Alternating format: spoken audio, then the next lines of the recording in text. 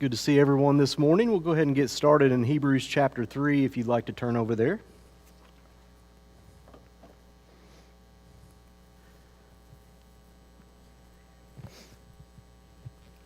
We'll continue our study this morning with the book of Hebrews.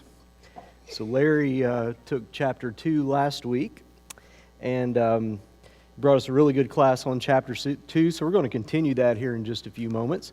As we think about the book of Hebrews, I want to kind of think about what we talked about on week number 1. So I kind of want to do a reminder of who this letter is written to and the purpose of this letter. And so we'll do just a kind of a brief recap of that as we think about it. But the letter for the book of Hebrews that we're studying was written to Hebrew Christians. The Hebrew Christians at that time, but it doesn't necessarily mean that it's not for us. We still can learn much from this letter, and we can learn a lot from what we're going to be looking at in our lesson today in chapter 3, but then also in a few other verses that we're going to look at as well. And we know that the letter was written to encourage the Hebrew Christians at that time. So this was written 30 to 40 years after the death of Jesus, after the church had been set up, after it had been established. So we're starting to get a little time between those two events there. But the Christians and the Hebrew Christians especially were having a very difficult time still, even at this point. So as we talked about a couple weeks ago, these could be Christians that could have been baptized on the day of Pentecost, or could have been baptized just weeks before this letter was delivered to them. But again, it's a situation to where many of them were thinking about possibly going back to being not a follower of Jesus, not being a Christian, but going back to the Jewish religion and following after those traditions that they had that God had set forth before Jesus there. So that's some things that we're going to be looking at this morning, first of all, before we get into chapter 3. So I'd like you to turn over to Hebrews chapter 10, if you would. So just turn over a few pages to Hebrews chapter 10. And we'll be getting to this chapter in a few weeks as we continue on with the study. But I thought it would kind of be applicable this morning to kind of, as we again kind of see trying to put ourselves in the place of where the Hebrew Christians were at that time, trying to get an idea of what they were feeling and what they were going through. Chapter 10 kind of outlines part of that for us so we can kind of see that. So I'll read from chapter 10. We're going to start in verse 31, and we'll read through verse 39. And it starts out, it says, "It is a fearful thing to fall into the hands of the living God." And as we think about this letter and its purpose, and that it's to encourage these Hebrew Christians at this time, it's a reminder here that it's a fearful thing to fall in the hands of God there. So he continues that reminder in 32. He says, "But recall the former days in which after you were illuminated." What's that phrase mean, after you were illuminated, when he's talking to the Hebrew Christians here? Taught the truth. All right, very good. So after they were taught the truth, after they were illuminated, or after they saw the light that Jesus was the Son of God and their Savior, it says, "You endured a great struggle with suffering." So he said, after you realized and learned the truth, he says there in verse 32, you went through a great struggle with sufferings. Verse 33 he says, "Partly while you were made a spectacle by both reproaches and tribulations, and partly while you become companions of those who were so treated." So we think about that again. They had, so far, in just these few verses, he's reminding them that you guys have come a long way. You've done a lot. He's, again, trying to keep them on board, trying to keep them moving forward. And there's verse 34, he says, "For you had compassion on me and my chains, and joyfully accepted the plundering of your goods, knowing that you have a better and an enduring possession for yourselves in heaven." So again, they've got all of these persecutions, they've got these tribulations. It says here that because they were friends of the writer of the book of Hebrews, of this letter, that as he was in jail, then they were persecuted for that as well, for being an acquaintance of his. And it even says there in verse 34, it says, "You joyfully accepted the plundering of your goods." What do you think that means? You think about that phrase. Okay, all right, so they lost their possessions in some way, shape, or form. We don't know the details of that. But they lost their possessions because they were following after Jesus and because they left They left the Jewish religion there. So that persecution, but they didn't just lose their possessions. It says they joyfully lost their possessions. So I was just thinking about that phrase this morning as I was kind of reviewing back over this. If we lost possessions because we were members here, would we joyfully lose those possessions? If the police have said, hey, you cannot be a Christian anymore, and if you are, we're going to take your stuff, and if those things happen, how would we respond to that? Would we be, as Christians, would we have our guns loaded on our front yard for when the police came, or would we let them have it so that we can continue on setting the right example, before God? So just some things to think about with that. But the Jewish Christians had went through this already, so they're still discouraged, but they had gotten through the tougher parts, if you look at it that way, of what they had to endure. But the writer here is reminding them in the second part of verse 34 that there's a better and an enduring possession in heaven there. So no matter if we lost all of what we have here, which would be difficult, there's no doubt about it, it'd be hard on all of us. But no matter if we lost that, there's still a better possession and a better place for us, an enduring possession in heaven there. And we think about the letter to the Hebrews. We talk about on week number 1 that it's a book of better things, and this is one thing that's mentioned here, is that of the better salvation and the better possession that we can have in heaven. Verse 36, for you have need of endurance, so that after you have done the will of God, you may receive the promise. For yet a little while, and he who is coming will not tarry. Now the just shall live by faith, but if anyone draws back, my soul has no pleasure in him. So we see again that reminder of what the consequences are if the Jewish Christians were to have left the church at that time. We say there, if anyone draws back, then the writer of the book of Hebrews, and God is not with them there. It says, my soul has no pleasure in him. All right, so let's go back to chapter 3. And as we think about kind of, again, the situation of the Christians there at that time, we'll actually be looking at 17 and 18 in chapter 2 before we get to 3. But as we talked about in the first chapter, we talked about that a big focus of chapter 1 was that Jesus was superior to the angels. And so, again, as the Hebrew writer was again trying to reestablish the point that Jesus is the Savior, that's who they need to be following. As Christians there, that continues on. It did in chapter 2, and it continues on in chapter 3, where we see here that he compares Jesus to somebody else. Who else is compared to in chapter 3? So we're moving on from the angels a little bit. So who is being compared to here? Moses. Okay, so why was Moses important to the Hebrew Christians? I mean, he's important to us too, but why was he important to them at that time?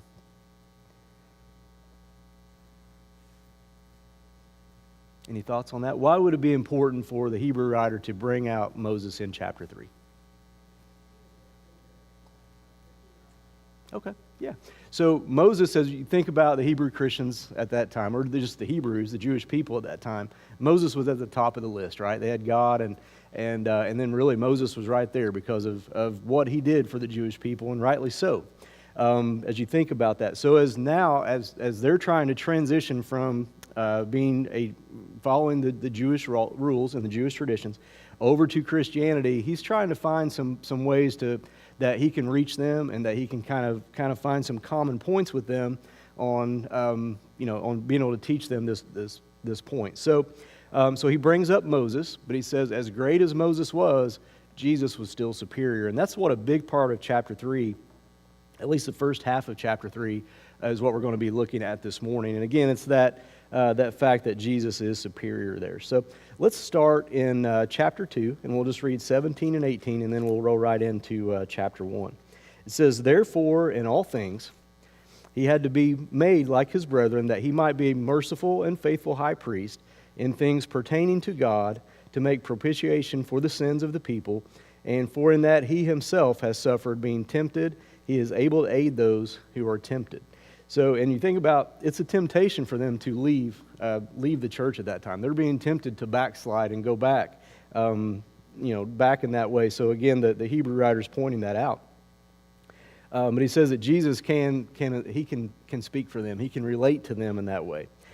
Chapter 3, verse 1 says, "Therefore, holy brethren, partakers of the heavenly calling, consider the apostle and high priest of our confession, Christ Jesus." So as he's going to be talking about Moses here, he's also again referencing the high priest, that phrase, the high priest, and again pointing out that Jesus is our high priest to them and also to us today there. So as the word therefore just kind of continues those two verses into chapter 1, it just kind of keeps that continuation of thought. And it says, holy brethren. This phrase shows that them, just like today, they're members of God's family. So as we think about us, we're members of God's family. It's the same relationship that we have in the church today, who the writer had to those those Hebrew Christians at that time. Also, it says partakers of the heavenly calling. And we know that our calling comes from God. That's pointed out again in verse 1 there, that those of the church at that time were partakers of that heavenly calling, and we are as well today. That heavenly calling is not based on physical things or earthly promises like with Israel, but it's based on eternal promises there. And then another point at the end of verse 1, it says, the apostle and high priest. What does the word apostle mean? Does anybody have an idea of what that word means?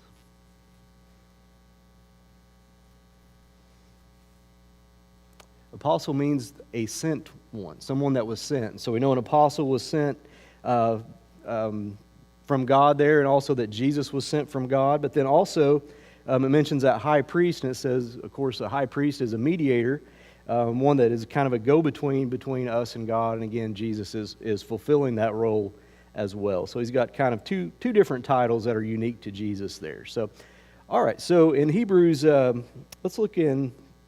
We'll go ahead and just continue. In chapter 3, verses 2 through 4. Would someone like to read that for us? So Hebrews chapter 3, verses 2 through 4.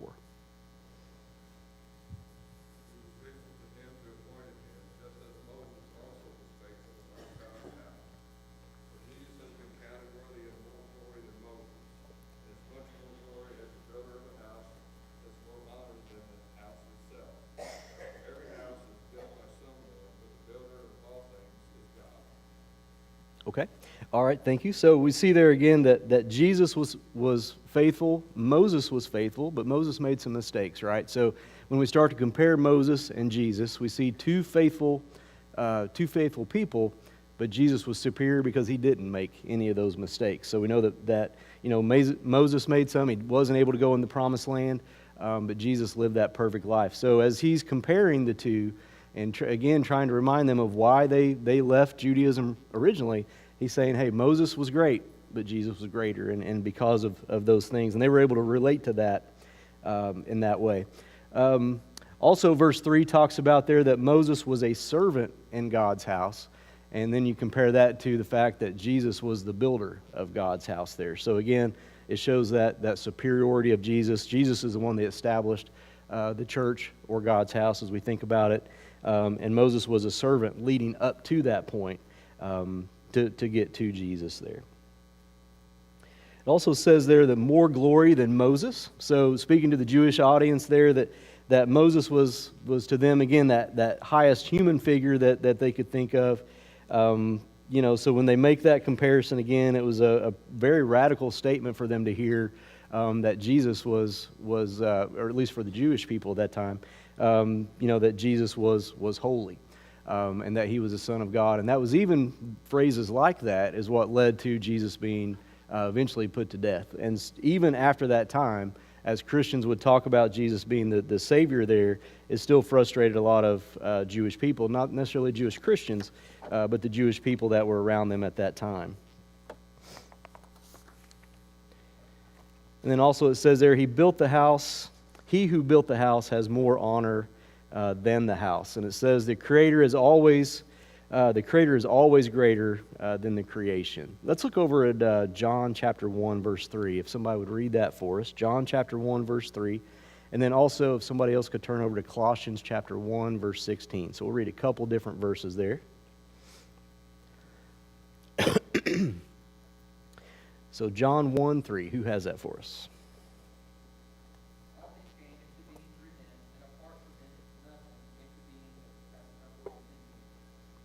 Okay. All right, and then also Colossians 1:16.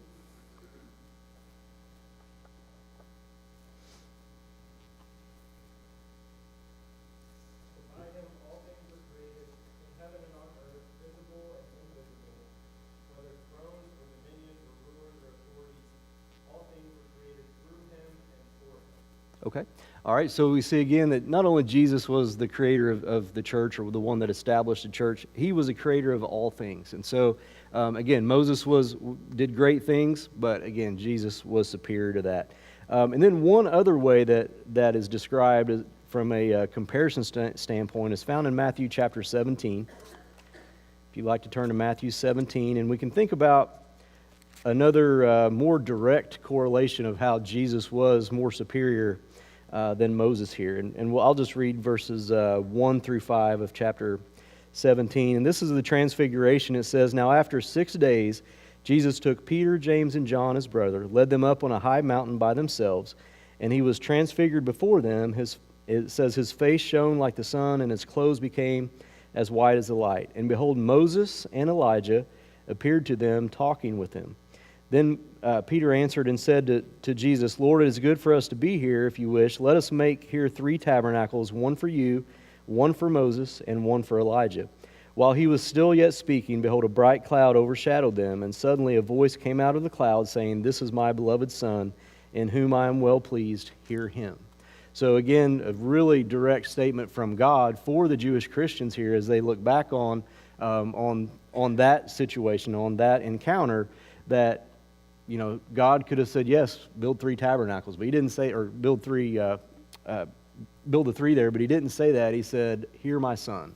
He's not saying forget Moses, he's not saying forget Elijah, but he's saying hear my son and follow after him. And so that's something that, again, was a good way for the Hebrew Christians at that time to be reminded of the power and superiority of Jesus there. All right, back in chapter 3, let's look at verses 5 and 6. It says, And Moses indeed was faithful in all his house as a servant for a testimony of those things which would be spoken afterward. But Christ as a son over his own house, whose house we are, if we hold fast the confidence and the rejoicing of the hope firm to the end. And a lot of different important points in those 2 verses there, in verses 5 and 6. But again, it says Moses was indeed faithful. And again, it says there that Christ as son over his own house. But we know that, again, that Moses was that servant, and Jesus was the son and the heir that we just saw in the book of Matthew. Over his own house just points to, again, that authority and that lordship that God has, or that Jesus has over the church, and Moses doesn't have any authority over the Lord's church here. So he's, again, pointing those 2 differences. It says, whose house we are if we hold fast. And we think about what he's wanting the Christians, the Jewish Christians here to do. He's wanting them to hold fast. He uses phrases like that, and then endure to the end. And he's showing that, our faithfulness that we have to God, it's a conditional phrase. It's a requirement that we have to be able to see that enduring salvation, or to see that reward that we looked at in chapter 10. So we have to continue to keep that faithfulness, and it's a good reminder too that they were converted, they were baptized, they were members of the church. But if they backslide, if they leave the church, if they go back to Judaism or any other religion, then their faithfulness, as far as the way God sees it, is gone there. And there's some verses we could look at, but we'll drop on down just a little bit to that. And if we think about that of holding fast in God's house today. Let's kind of make just a verbal list here of how we can hold fast today. When we think about that phrase of enduring, what's some things that can help us when we think about trying to endure through this time while we wait on Jesus to come back? What's one thing that we can do to help us hold fast today? Okay. All right. So we can study His Word. All right. What else? Okay. All right, very good. Lean on each other. All right, what else?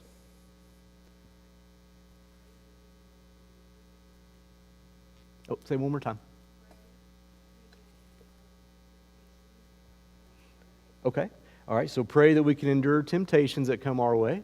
All right. Any other things that can help us as we endure till the end? Just like the Jewish Christians there, what else can we do to help make our enduring a little easier? Any other thoughts with that? We can stay consistent in our faithfulness, and we can stay consistent in our example that we give to others, and hopefully see good examples from those that we are around.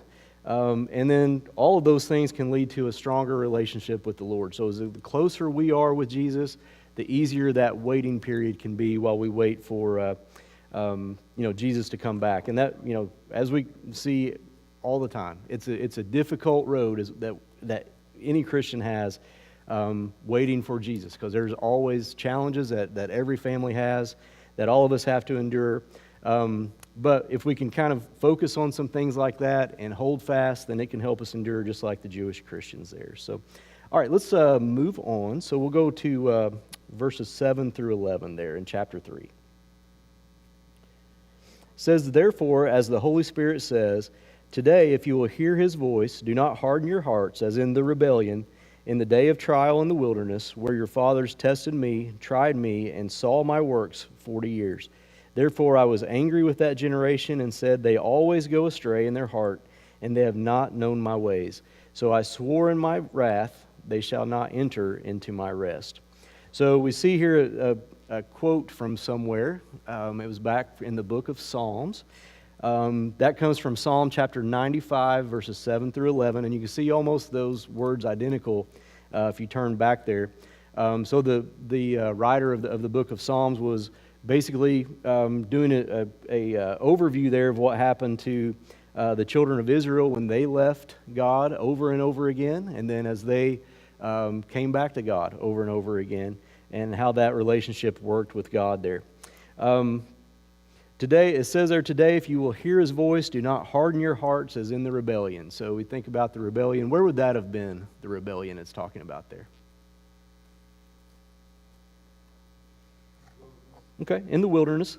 So it's interesting, the severity of the words that are used here. So the Hebrew writers basically comparing the rebellion in the wilderness to that of these Christians possibly rebelling against the church and going back to Judaism there. So we see that, this is an important situation. It's an important letter that was written, and a lot of these are urgent reminders and urgent warnings there, for those that are reading at that time. And it says, we know in 2 Corinthians chapter 6, verse 2, it says, "Now is the accepted time, now is the day for salvation." So the Hebrew writer knew that if they left the church, they may never come back. And they also didn't know when Jesus would come back, just as we don't know that. So he was again warning them that if you rebel and leave, that may be your last opportunity, for salvation there. It says, "Harden not your hearts." That's a reference to Israel's complaints. We know in the wilderness, we study about that often, that they had a lot of complaints. They had difficult challenges as well, but they complained about a lot of those things. They hardened their hearts, and they even started to serve idols from time to time and tried to do that and turned their backs to God, even after they saw personally what He was doing, physically there during that time and in the wilderness. Also, we kind of think about a rebellion sometimes can be caused because of a lack of trust.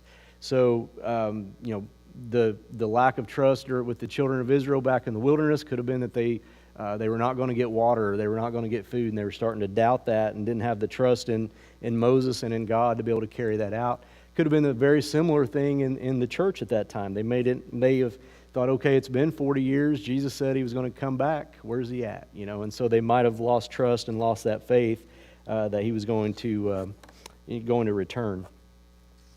It also says there, "They shall not enter my rest." And just like those in the wilderness that rebelled at that time, did they get to see any rest? Those that rebelled in the wilderness? So they were on their way to Canaan, and they didn't get to see the land that was promised to them because of their rebellion, and Moses didn't get to see that either. So again, it's something that is a reminder to them, but a reminder to us that if we lose our faith, there's consequences to that if we fall away from obeying God there. So So anyway, it's not enough just to say we're sorry and become a Christian. We have to stay a Christian. We have to stay focused, and we have to finish the race that we talk about a lot. So, all right, let's look at verse 12 in Hebrews 3. Do you have any comments or questions so far before we get to verse 12?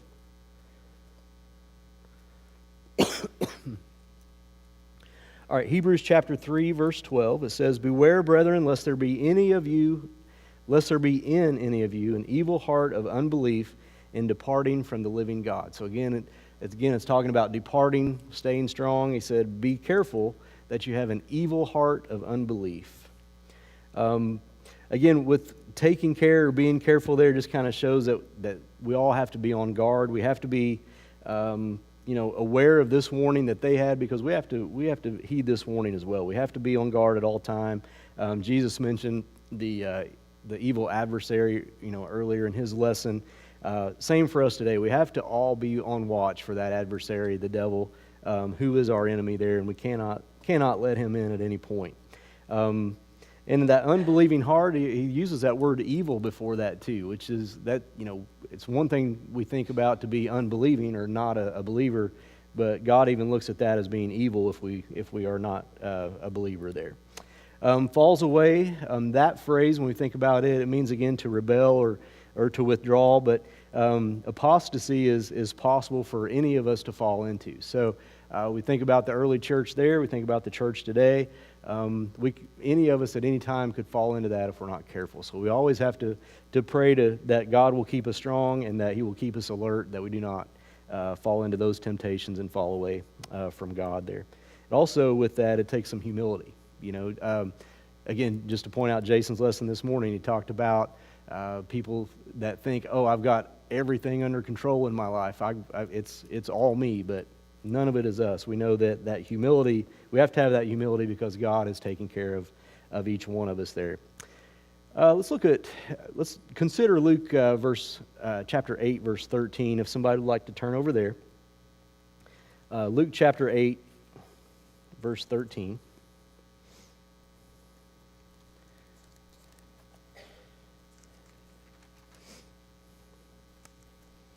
I'll just read that. It says, as we think about the parable of the sower and those that are being taught, there's different results that can come from that. And just like in the early church here, there was different results that happened. Verse 13, it says, "But the ones on the rock are those who, when they hear, receive the word with joy, but they have no root, who believe for a while, and in time of temptation fall away."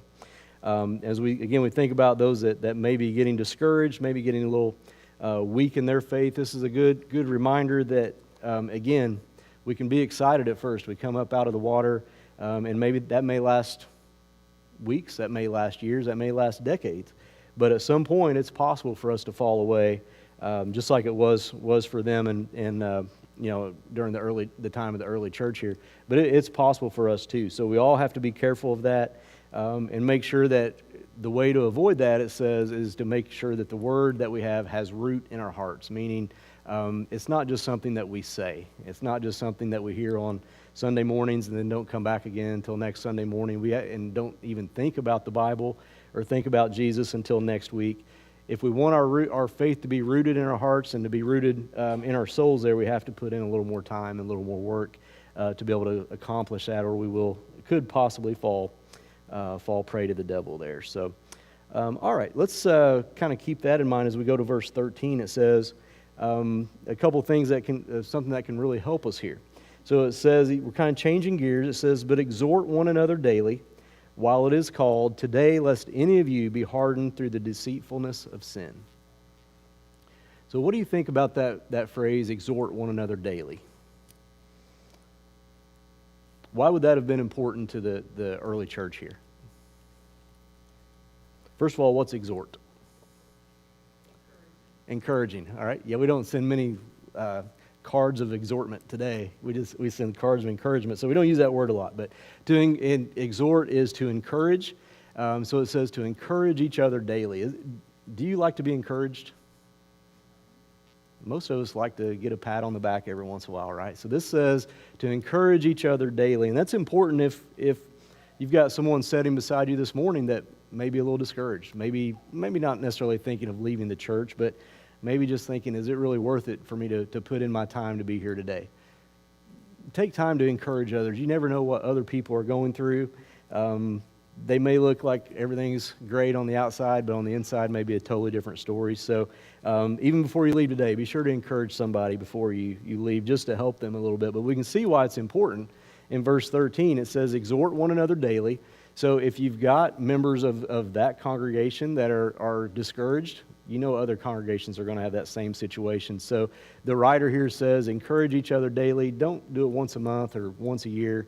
Do it daily and try to help others daily. Even if we don't see each other daily, send a message in some way, shape, or form to somebody that you care about. And it says there that while it is today, lest any of you be hardened through the deceitfulness of sin. So we see the purpose of that. We see that of encouragement, unless someone, any of us, become hardened with that deceitfulness of sin. And there's not really anything that's more sad than seeing someone leave the church, but then us knowing, wow, we could have maybe had an effect on them. We could have maybe encouraged them a little more, or spent a little more time with them before they left. And sometimes if someone leaves, it falls on all of us for not doing our part oftentimes. So we want to make sure that we do our part with encouraging others, offering to help others in some way, shape, or form, and speaking well of others too. Another way of encouragement, though, is just that very fact of not speaking bad of others. And you encourage people by doing the right thing, saying the right thing. But we also have to watch out for gossip and things like that can tear down the church. And anytime we hear of someone speaking poorly of someone else, that's a discouragement to all of us. So, again, one way of encouraging is having the right attitude, with those that are around you, with those of the leadership of the church, those that are coming up as young Christians, or those that are being taught and aren't quite Christians yet. We always want to set that right example of saying the right things and keeping all the negativity outside of these walls for sure. All right, that deceitfulness of sin, let's think about that for a second. So we know in Genesis chapter 3 there was deceit in the garden. The deceit came from Satan there, and who is the father of lies. Let's look at Proverbs chapter 14, verse 12, if someone would like to read that. Proverbs chapter 14, verse 12.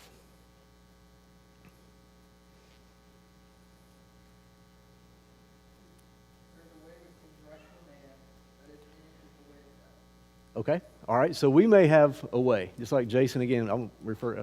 I've got his lesson down this morning, I think. But just like he mentioned that, hey, we may have this job opportunity that we may think is great. Maybe it's going to pay a little more, or whatever the case is going to be. But it may not be the right way for us. We may think it is, but we know that God has better ways. So we have to be careful of that. But the reason why something like that may look good to us is that word deceitfulness of sin. Things are deceiving. God's going to lay this out for us, that we know that these things can be deceitful, and so we want to be sure that if we have a big decision like that we're praying, and that God is a big part of that decision.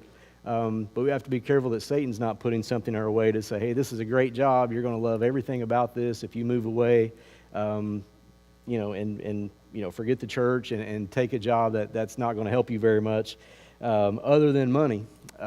That deceitfulness there is something that Satan is more than happy to put in front of us, and we know that he, as the father of lies, that those things that he's going to place those things there. So anytime we have something like that, obviously we want to pray to God. Whatever the big decision is, we want to pray, seek wise counsel from those that are around you there, and not just focus on what you want all the time on a big decision like that.